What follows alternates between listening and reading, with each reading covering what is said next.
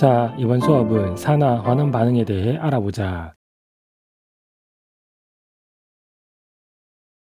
산화는 산소를 얻거나 전자를 잃는 반응을, 환원은 산소를 잃거나 전자를 얻는 반응을 말하며 산화와 환원 반응은 항상 동시에 일어난다. 먼저 산소 이동에 의한 산화 환원 반응을 살펴보자. 산화구리와 탄소가 반응하여 구리와 이산화탄소가 생성되는 반응에서 반응 전과 후를 비교했을 때 탄소는 산소를 얻어 이산화탄소가 되었으므로 산화했고, 산화구리는 산소를 잃고 구리가 되었으므로 환원했다는 것을 알 수 있다. 마그네슘과 이산화탄소가 반응하여 산화 마그네슘과 탄소가 생성되는 반응에서 마그네슘은 산소를 얻어 산화 마그네슘이 되었으므로 산화했고, 이산화탄소는 산소를 잃고 탄소가 되었으므로 환원했다는 것을 알 수 있다. 빨간색 구리판을 알코올 램프 거풀꽃에 넣고 가열하면 검은색으로 변하는데, 이것은 구리가 공기 중의 산소와 결합하여 검은색의 산화 마그네슘을 생성하기 때문이다. 이때 구리는 산소를 얻었으므로 산화했다는 것을 알 수 있다. 알코올 램프의 속불꽃에서는 불완전 연소에 의해 발생한 일산화탄소가 존재한다. 검게 변한 구리판을 속불꽃에 넣으면 다시 빨간색으로 변하는데, 이것은 산화구리가 속불꽃 속의 일산화탄소와 반응하여 빨간색 구리와 이산화탄소를 만들어내기 때문이다. 이때 일산화탄소는 산소를 얻어 산화했고, 산화구리는 산소를 잃고 환원했다는 것을 알 수 있다. 다음은 전자이동에 의한 산화환원 반응에 대해 알아보자. 마그네슘 원자가 마그네슘 이온이 되면서 전자 두 개를 내어놓는 반응에서 반응 전과 후를 비교하면 마그네슘 원자는 전자를 잃었으므로 산화했다는 것을 알 수 있고, 구리 이온이 두 개의 전자를 얻어 구리 원자가 되는 반응에서 구리 이온은 전자를 얻었으므로 환원했다는 것을 알 수 있다. 즉, 원자가 양이온이 되면 산화, 양이온이 원자가 되면 환원이 일어난 것이다. 나트륨 원자와 염소 분자가 반응하여 염화나트륨이 생성되는 반응에서 염화나트륨은 나트륨 이온과 염화 이온이 결합하고 있는 이온 결합 물질이므로 반응 전과 후를 비교하면 나트륨 원자는 전자를 잃고 양이온이 되었으므로 산화했고, 염소 원자는 전자를 얻어 음이온이 되었으므로 환원했다는 것을 알 수 있다. 다음은 전자이동과 금속의 산화환원 반응을 살펴보자. 질산은과 구리가 반응하여 은과 질산구리가 생성되는 반응에서 반응물 중 질산은은 은이온과 질산이온이 결합한 이온 결합 물질이고, 생성물에서는 질산구리가 구리이온과 질산이온이 결합한 이온 결합 물질이다. 반응 전과 후를 비교해보면 구리 원자는 전자를 잃고 이가 양이온이 되었으므로 산화했고, 은이온은 전자를 얻어 은원자가 되었으므로 환원했다는 것을 알 수 있다.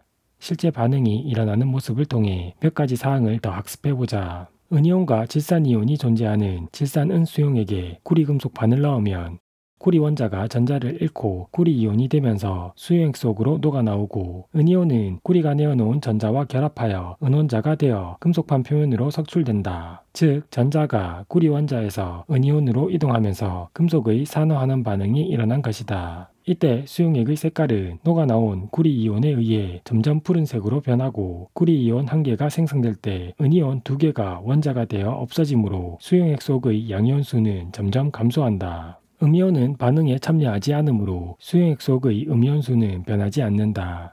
원자의 상대적인 질량을 의미하는 원자량을 비교하면 은원자가 구리원자보다 더 큰 질량을 가진다는 것을 알 수 있다. 위 반응에서는 가벼운 구리원자 한 개가 이온이 되어 수용액 속으로 녹아나오면서 무거운 은이온 두 개가 원자가 되어 금속판 표면에 달라붙으므로 금속판의 질량은 점점 증가한다. 반응성이 크다는 것은 이온이 잘 된다는 것을 의미한다. 따라서 반응 후 이온 상태로 존재하는 구리가 원자 상태로 존재하는 음보다 반응성이 더 크다는 것을 알 수 있다.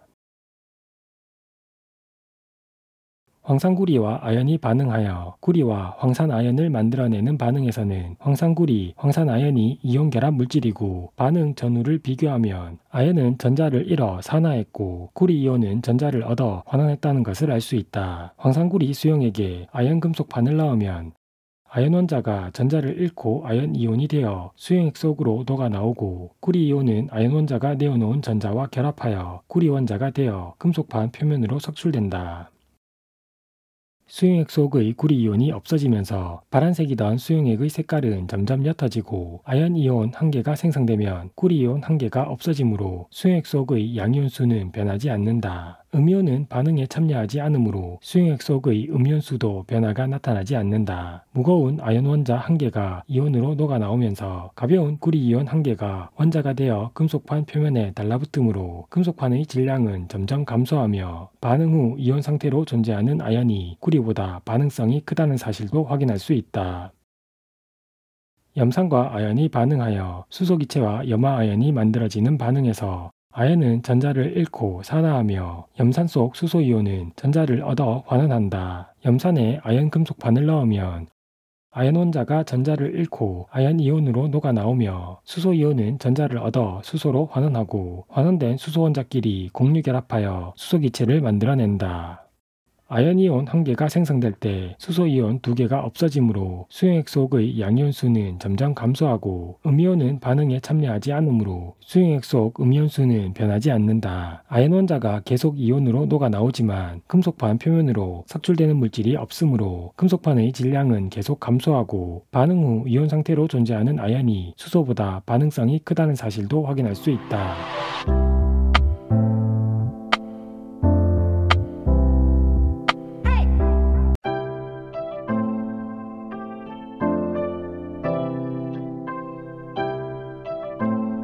자, 이번 수업은 산과 염기에 대해 알아보자.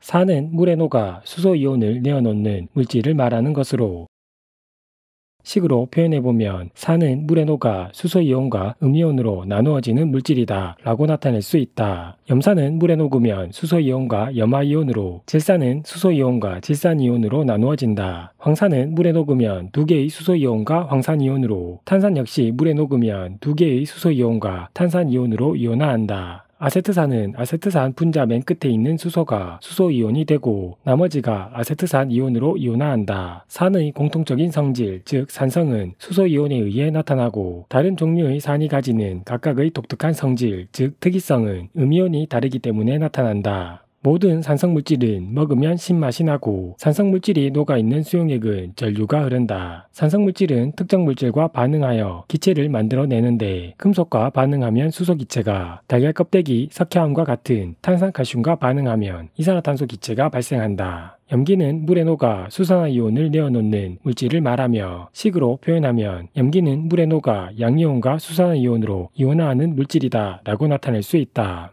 수산화나트륨은 물에 녹으면 나트륨이온과 수산화이온으로, 수산화칼륨은 물에 녹으면 칼륨이온과 수산화이온으로 나누어지고, 수산화칼슘은 물에 녹으면 칼슘이온과 2개의 수산화이온으로, 수산화마그네슘은 마그네슘이온과 2개의 수산화이온으로 이온화한다. 암모니아는 분자 자체에 이온화 가능한 OH를 포함하고 있지 않지만 물과 반응하여 암모늄이온과 수산화이온을 생성하므로 염기의 성질이 나타난다. 염기의 공통적인 성질, 즉 염기성은 수산화이온에 의해 나타나고 다른 종류의 염기가 가지는 특이성은 양이온에 의해 나타난다. 염기성 물질은 먹으면 쓴맛이 나고 단백질을 녹이는 성질을 가지고 있으며 염기성 물질이 녹아있는 수용액은 전류가 흐른다. 주의해야 할 점은 물질의 화학식에 OH를 포함하고 있다고 해서 항상 염기는 아니라는 것이다. 예를 들어 메탄올과 에탄올은 모두 화학식에 OH를 포함하고 있지만 물에 녹아 이온화하지 않으므로 염기성이 아닌 중성물질이며, 아세트산은 화학식에 OH를 포함하고 있지만 물에 녹으면 수산화이온이 아닌 수소이온을 내어놓으므로 산으로 작용하는 물질이다. 다음은 산성과 염기성을 나타내는 이온을 확인하는 실험에 대해 살펴보자. 질산칼륨 수용액을 적신 파란색 리트머스 종이 위에 묽은 염산을 적신 실을 올려놓고 전류를 흘려주면 파란색 리트머스 종이의 색깔이 실 부근에서 마이너스 극 쪽으로 점점 빨간색으로 변하는데, 이것은 수소이온이 마이너스 극 쪽으로 이동하기 때문에 나타나는 현상이다. 수소이온뿐만 아니라 칼륨이온도 마이너스 극으로 이동하며 염화이온과 질산이온은 플러스 극으로 이동한다. 묽은 염산 대신 묽은 황산이나 아세트산 수용액을 사용해도 같은 결과가 나타나는데, 이것으로 산의 공통적인 성질은 수소이온 때문이라는 것을 알 수 있다. 빨간색 리트머스 종이에 질산칼륨 수용액을 적시고 그 위에 수산나트륨 수용액을 적신 실을 올려놓고 전류를 흘려주면 빨간색 리트머스 종이의 색깔이 실 근처에서 플러스 극 쪽으로 점점 파란색으로 변하는데, 이것은 수산화이온이 플러스 극 쪽으로 이동하기 때문에 나타나는 현상이다. 수산화이온뿐 아니라 질산이온도 플러스 극 쪽으로 이동하며 나트륨이온과 칼륨이온은 마이너스 극으로 이동한다. 수산나트륨 수용액 대신에 수산화칼슘 수용액이나 암모니아수를 사용해도 같은 결과가 나타나는데, 이것으로 염기의 공통적인 성질은 수산화이온 때문이라는 것을 알 수 있다. 식초, 탄산음료, 레몬, 김치, 유산균 음료, 해열제와 진통제 등은 산이 포함되어 있는 물질이고, 석회수, 비누, 하수구 세정제, 제산제, 치약 등은 염기가 포함되어 있는 물질이다. 지시약은 액성에 따라 색이 달라지는 물질을 말하는 것으로 용액의 액성을 구별하는 데 사용된다. 페노프탈레인은 산성과 중성에서 무색, 염기성에서는 빨간색이며, 메틸오렌지는 산성에서 빨간색, 중성과 염기성에서는 노란색이다. BTB 용액은 산성에서 노란색, 중성에서 초록색, 염기성에서 파란색이며, 파란색 리트머스 종이는 산성에서 빨간색으로 변하고, 빨간색 리트머스 종이는 염기성에서 파란색으로 변한다. 즉, 산성을 확인하기 위해서는 파란색 리트머스 종이가, 염기성을 확인하기 위해서는 빨간색 리트머스 종이가 필요하다. pH는 수소이온의 농도를 간단한 숫자로 나타낸 것을 말하며, pH가 7이면 중성, pH가 7보다 작으면 산성, pH가 7보다 크면 염기성이며, pH가 작아질수록 산성이 강해지고 pH가 커질수록 염기성이 강해진다. pH 값이 1 차이가 나면 수소이온 농도는 10배 차이가 나는데, 예를 들어 pH가 3인 용액은 pH가 4인 용액보다 수소이온의 농도가 10배 더 높고, pH가 2인 용액은 pH가 3인 용액보다 수소이온의 농도가 10배 더 높으며, pH가 2인 용액은 pH가 4인 용액보다 수소이온의 농도가 100배 더 높게 나타난다.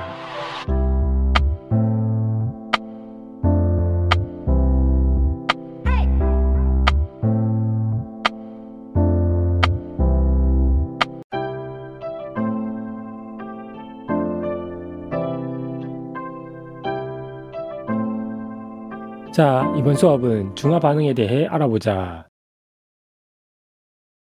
중화 반응은 산과 염기가 만나 물과 염이 만들어지는 반응을 말하며, 반응 시 외부로 열을 방출하는 발열 반응이다. 묽은 염산과 수산나트륨 수용액을 반응시키면 염산의 수소이온과 수산나트륨 수용액의 수산화이온이 만나 물을 만들고, 염산의 염화이온과 수산나트륨 수용액의 나트륨 이온이 만나 염화나트륨이라는 염을 만든다. 중화 반응 시 수소이온과 수산화이온은 1대 1의 개수비로 반응하여 물 분자를 만들어낸다.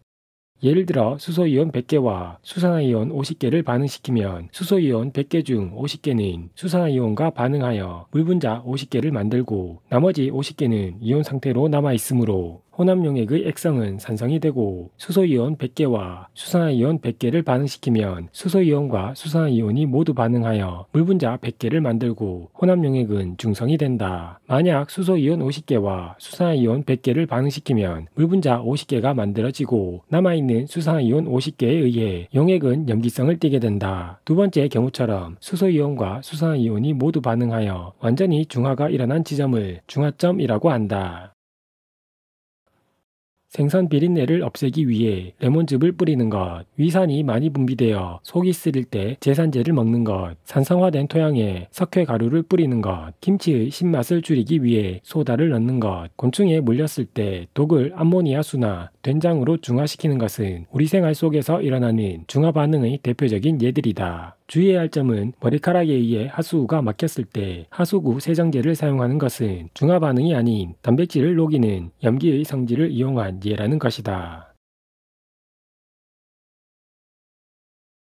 다음은 묽은 염산 100ml에 같은 농도의 수산나트륨 수용액을 50ml씩 넣을 때 혼합 용액에서 일어나는 변화를 살펴보자. 묽은 염산 100ml 속에 수소이온과 수산화이온이 각각 2개씩 있다고 가정하면 수산나트륨 수용액 50ml 속에는 나트륨이온과 수산화이온이 각각 1개씩 존재한다. 묽은 염산에 수산나트륨 수용액을 넣으면 수산화이온과 수소이온이 만나 물이 생성되면서 두 이온은 없어지고, 혼합 용액에는 없어진 수소이온 대신에 나트륨이온이 존재하게 된다. 혼합 용액에 다시 수산나트륨 수용액을 넣으면 같은 과정에 의해 수소이온이 없어지면서 나트륨이온이 증가하게 되고, 또다시 수산나트륨 수용액을 첨가하면 혼합 용액에는 더 이상 수산화이온과 반응할 수소이온이 없으므로 나트륨이온과 수산화이온의 수가 같이 증가하게 된다.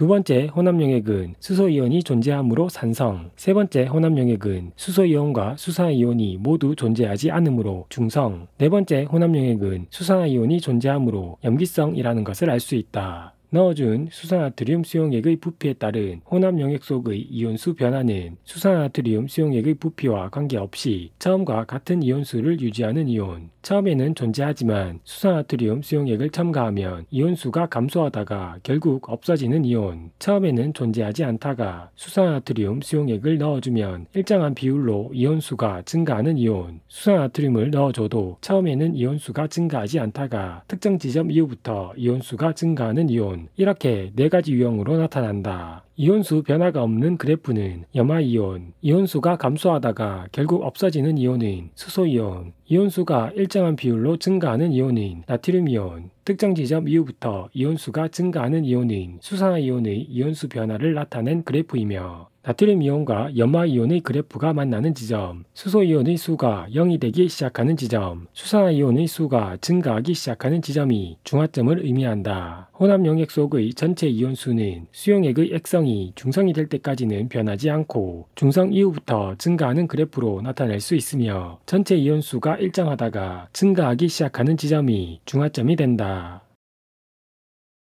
중화점은 지시약을 이용하거나 혼합용액의 온도 변화를 통해 알아낼 수 있다. 지시약은 색깔이 중성의 색으로 변하는 지점이 중화점이고 중화 반응 시 온도 변화를 측정했을 때 혼합용액의 온도가 가장 높은 지점이 중화점이다. 예를 들어 묽은 염산 100ml에 같은 농도의 수산나트륨 수용액을 조금씩 넣으면서 온도 변화를 측정하면 수산나트륨 수용액 100ml를 넣은 지점에서 가장 높은 온도가 나타나고 이 지점이 중화점이라는 것을 알 수 있다.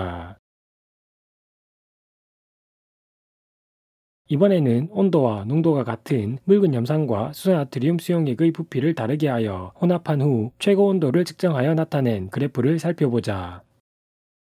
그래프에서 온도가 가장 높은 C지점이 중화점이므로 C지점은 중성, 묽은 염산의 부피는 C지점보다 더 작고 수산나트륨 수용액의 부피는 C지점보다 더 큰 A와 B지점은 염기성, 중화점보다 묽은 염산의 부피는 더 크고 수산나트륨 수용액의 부피는 더 작은 D와 E지점은 산성이다. 염화이온과 나트륨이온은 모든 지점에 존재하고 A와 B지점에는 수산화이온이, D와 E지점에는 수소이온이 더 존재한다. 수용액의 이온수는 부피와 같다고 가정하고 각 지점을 분석해보자. A지점은 묽은 염산의 부피가 10ml이므로 혼합전 묽은 염산에는 수소이온 10개, 염화이온 10개가 있다고 가정할 수 있고 수산나트륨 수용액의 부피는 50ml이므로 혼합전 수산나트륨 수용액에는 나트륨이온 50개, 수산화이온 50개가 존재한다고 가정할 수 있다. 묽은 염산과 수산나트륨 수용액을 섞으면 수소이온 10개와 수산화이온 10개가 반응하여 물분자 10개를 만들고 수산화이온이 40개가 남으므로 혼합용액의 액성은 염기성이고 남아있는 이온수의 비는 1대 5대 4가 된다. B지점은 수소이온 20개, 염화이온 20개, 나트륨이온 40개, 수산화이온 40개를 혼합한 지점으로 수소이온 20개와 수산화이온 20개가 반응하여 물분자 20개를 만들고 수산화이온이 20개가 남으므로 혼합용액의 액성은 염기성이다. C지점은 혼합전 두 수용액에 포함되어 있는 모든 이온의 수가 30개인 지점으로 두 수용액을 혼합하면 수소이온 30개와 수산화이온 30개가 반응하여 물분자 30개를 만들고 남아있는 수소이온과 수산화이온이 없으므로 혼합용액의 액성은 중성이 된다. D지점은 수소이온 40개, 염화이온 40개, 나트륨이온 20개, 수산화이온 20개를 혼합한 지점으로 두 수용액을 혼합하면 수소이온 20개와 수산화이온 20개가 반응하여 물분자 20개를 만들고 수소이온이 20개가 남으므로 혼합용액의 액성은 산성이 된다. 이 지점은 수소이온, 염화이온 50개, 나트륨이온, 수산화이온 10개를 혼합한 지점이고 물분자 10개를 만들고 남아있는 수소이온 40개에 의해 산성을 띠게 된다. 물 생성량을 통해 각 지점에서 중화 반응이 일어난 정도를 비교해보면 A와 E 지점은 10만큼, B와 D 지점은 20만큼, C 지점은 30만큼의 중화 반응이 일어났다는 사실을 확인할 수 있다.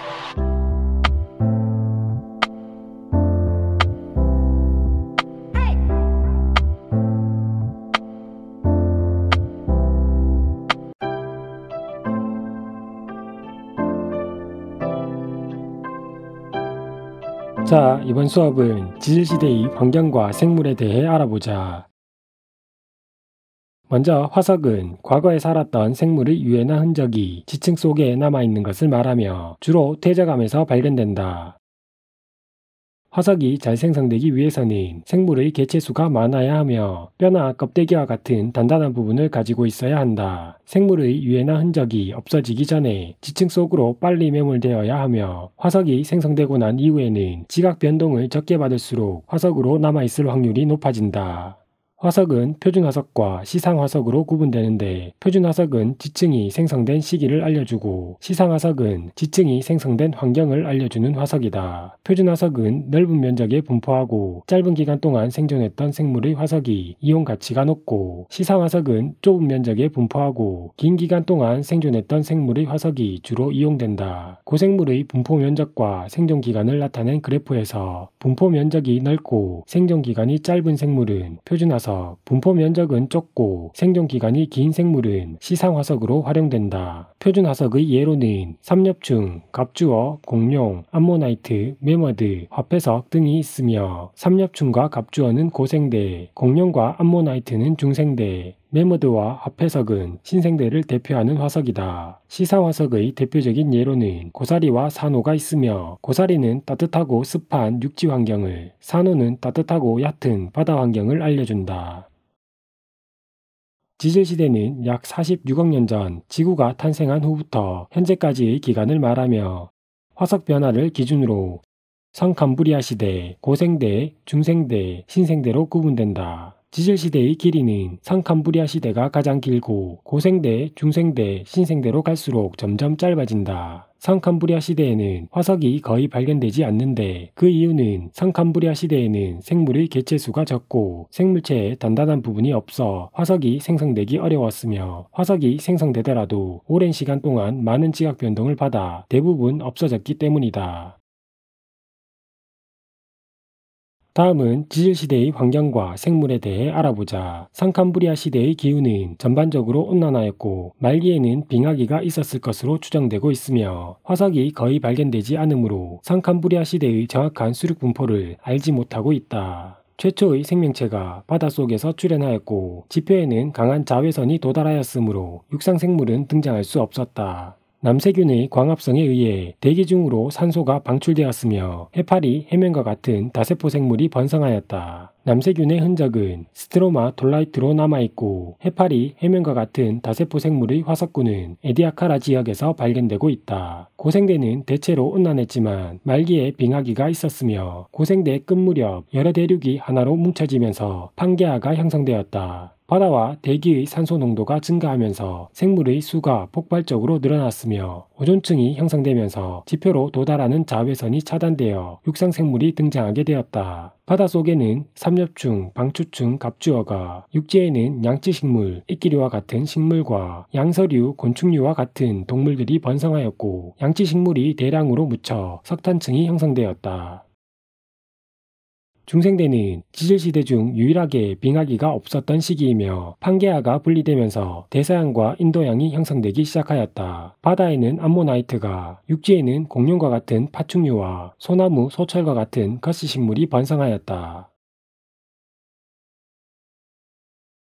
신생대의 전기에는 대체적으로 온난화했지만 후기에 빙하기와 간빙기가 반복되었다. 현재와 비슷한 수륙 분포가 형성되었으며 인도 대륙이 유라시아 대륙과 충돌하면서 히말라야 산맥이 형성되었다. 바다에는 화폐석이, 육지에는 매머드와 같은 포유류와 참나무, 단풍나무와 같은 속시식물이 번성하였다. 지질시대의 생물상을 다시 한번 정리해보자. 성캄브리아 시대에는 스트로마 돌라이트와 에디아카라 동물군이, 고생대에는 삼엽충과 방추충이, 중생대에는 공룡과 암모나이트가, 신생대에는 화폐석과 매머드가 번성하였다. 동물은 어류, 양서류가 고생대에 등장하여 파충류, 조류, 포유류로 진화하였고 식물은 양치식물이 거시식물을 거쳐 속시식물로 진화하였다. 대멸종은 많은 생물종이 한꺼번에 멸종하는 것을 말하며 지질시대 중 총 5번의 대멸종이 있었다. 대멸종은 판게아 형성이나 소행성 충돌, 화산 폭발 등으로 인해 지구 환경이 급격하게 변할 때 나타나며 판게아가 형성된 고생대 말에 가장 큰 규모의 멸종이 일어났다. 대멸종 이후 살아남은 생물은 새로운 환경에 적응하여 다양한 생물로 진화하였고, 이런 과정을 반복하면서 현재와 같은 다양한 생물이 존재하게 되었다.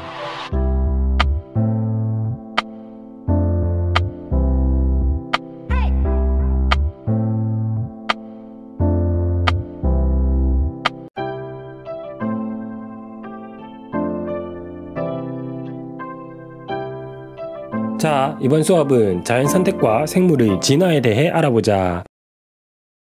먼저 변이는 같은 종에 속하는 개체들 사이에 나타나는 형태, 습성 등의 형질 차이를 말하는 것으로 유전적 변이와 비유전적 변이로 구분한다. 유전적 변이는 개체가 가진 유전자의 차이로 나타나며 형질이 자손에게 유전되므로 진화가 일어나는 원동력이 된다. 비유전적 변이는 환경의 차이로 인해 나타나며 형질이 자손에게 유전되지 않는다. 앵무새의 깃털색이 개체마다 조금씩 다른 것, 달팽이 껍데기의 무늬, 색깔 등이 개체마다 다른 것, 사람 피부색이나 머리카락의 모양이 서로 다른 것 등은 모두 유전적 변이의 예이며, 보디빌더의 큰 근육이나 카렌족의 긴 목은 비유전적 변이의 예이다.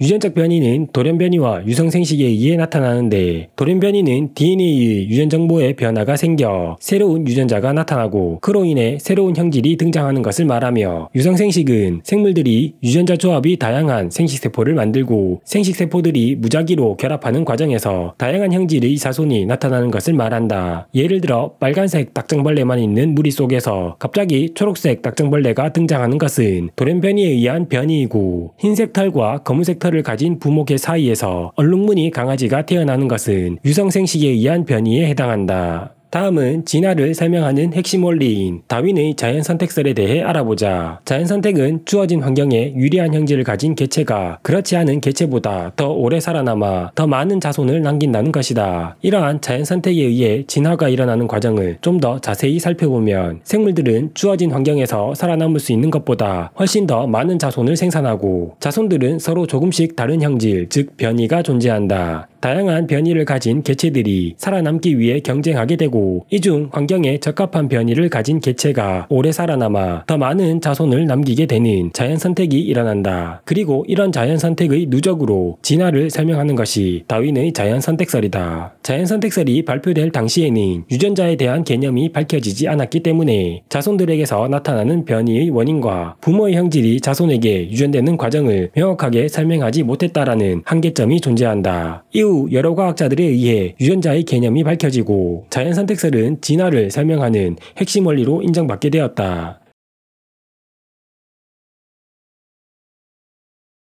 자연선택설은 과학뿐 아니라 사회 전반에 큰 영향을 주었는데, 먼저 과학계에서는 진화적 관점에서 생물의 유형관계를 파악하기 시작하였으며, 유전학, 분자생물학, 사회생물학 등의 학문 발전에 영향을 미쳤다. 사회적으로는 경쟁 기반의 자본주의 발달에 영향을 주었고, 제국주의, 식민지배, 인종차별을 정당화하는 데 악용되었다.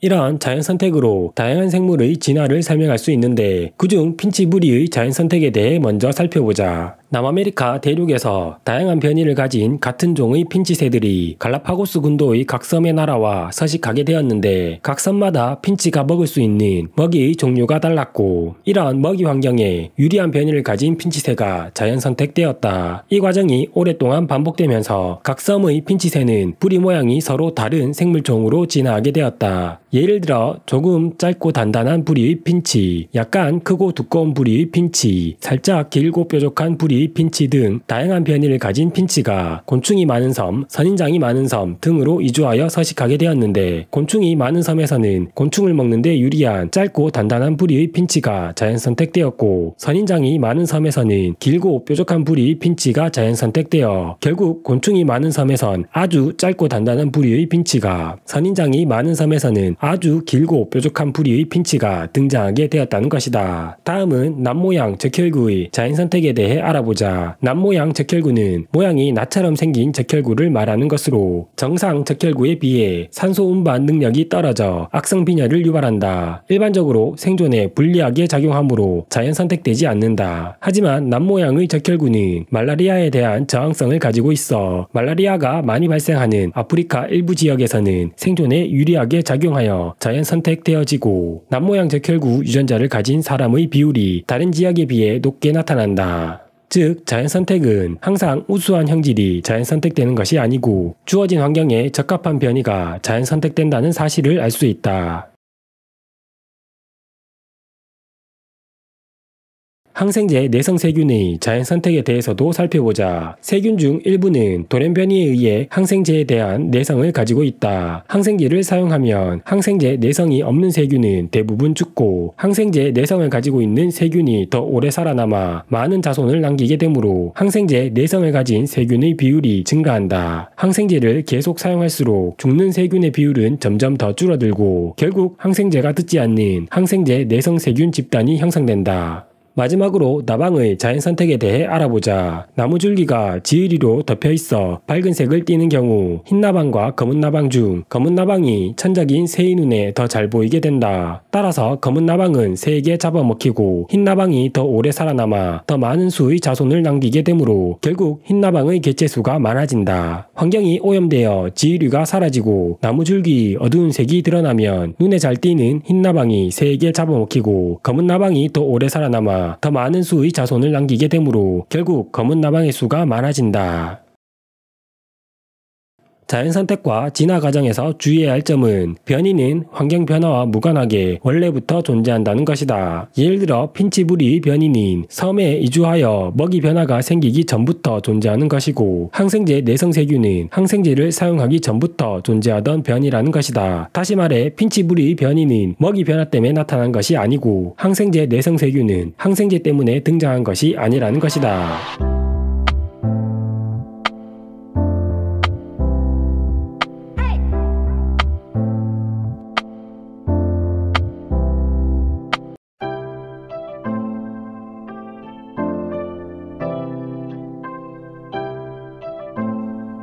자, 이번 수업은 생물 다양성에 대해 알아보자.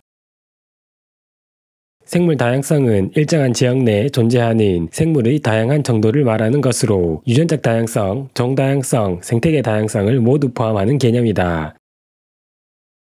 유전적 다양성은 같은 생물 종 내 유전자의 다양한 정도를 의미한다. 하나의 형질을 결정하는 유전자의 종류가 많을수록 변이가 다양하고 유전적 다양성이 높으며 유전적 다양성이 높을수록 급격한 환경 변화에 적응하여 살아남을 확률이 높아지고 멸종할 가능성은 낮아진다. 달팽이 껍질무늬나 얼룩말의 털무늬, 무당벌레 날개색과 무늬가 개체마다 다른 것은 유전적 다양성의 대표적인 예이다.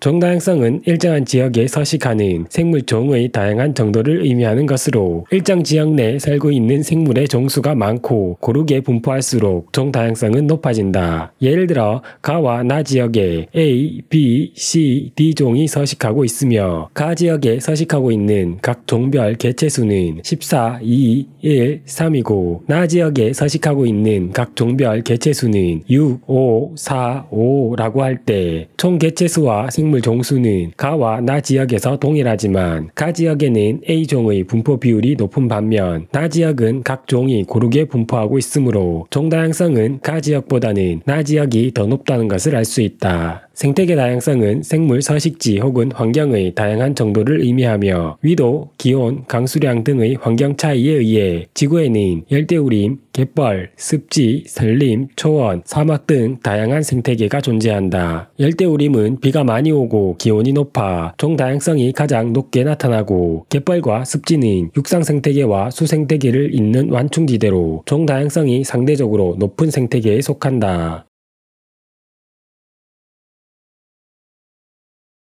생물 자원은 인간의 생활과 생산활동에 이용되는 모든 생물적 자원을 말한다. 먼저 생물은 인간의 의식주에 필요한 각종 자원을 제공하는데 목화, 양, 누에 등은 의복 재료로 이용되며 벼, 밀, 콩, 옥수수 등은 식량 재료로 나무, 풀 등은 주택 재료로 이용된다.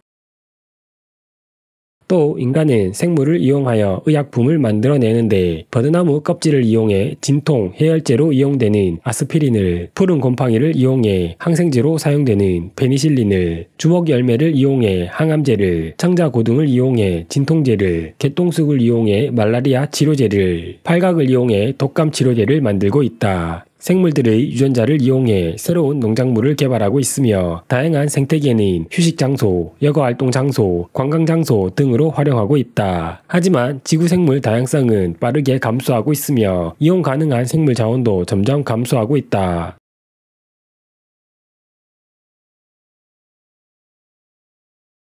산림벌채나 습지 매립 등으로 서식지가 파괴되면 생물 다양성이 급격하게 감소하는데 이런 서식지 파괴가 생물 다양성을 감소시키는 가장 큰 원인이다. 서식지 단편화는 도로 건설 등으로 인해 서식지가 소규모로 분할되는 것을 말하며 생물종의 이동이 제한되어 멸종 위험이 높아진다. 분할된 두 지역을 이어주는 생태 통로를 설치하면 서식지 단편화의 영향을 어느 정도 줄일 수 있다. 보호하고 있는 동식물을 불법으로 포획하거나 야생 동식물을 과도하게 많이 잡는 남획, 외래 종류의 환경 오염에 의해서도 다양성이 감소할 수 있다. 외래종은 원래 살고 있던 서식지를 벗어나 다른 지역으로 유입된 생물을 말하며 블루길, 가시박, 유트리아, 베스 등이 대표적인 예이다.